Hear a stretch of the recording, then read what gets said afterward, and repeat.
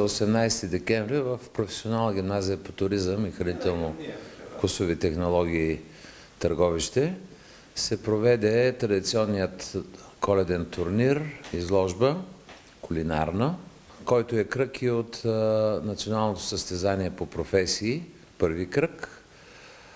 Класираните на първите места в категориите, в които се състезаваха нашите ученици, това са готвач, сервитьор и хлебар-сладкар. През март месец ще участват в регионалният кръг на националното състезание, който се проведе в град Габрово. Конкуренцията беше доста сериозна, 35 участника бяха общо в състезанията. И аз съм удовлетворен от желанието на учениците и конкуренцията, която се получи между тях, за да се избере първия, който да представя училището по-нагоре. Трето място Зинет, която беше на ученически практики на господин Ангелев. Ще имаш и предметната награда.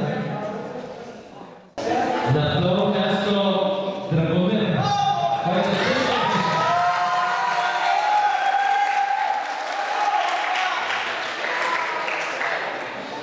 и на първо място няма очаква, разбира се, е цяло, която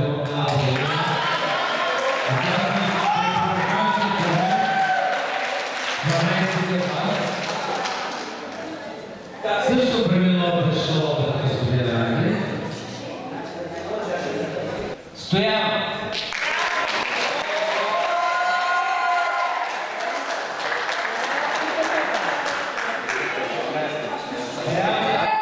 Има и други таланти, освен кулинарни. Значи той е обособен от национален конкурс с трета награда с очите си видя и бедата. Детска рисунка, свързана с безопасността на движението, и ето го пръщам резултата, заедно с предметните награди, които са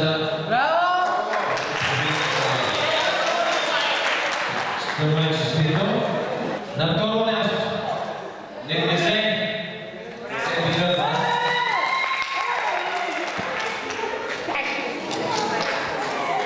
И на първо място Исмаил.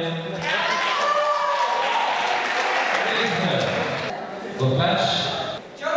Трето място Стефан Ескендивар.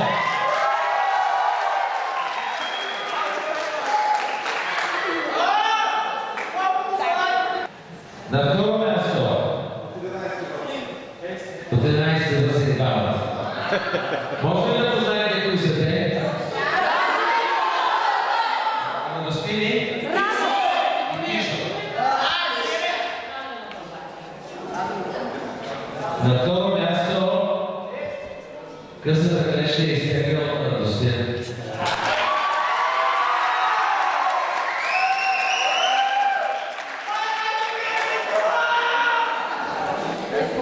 И на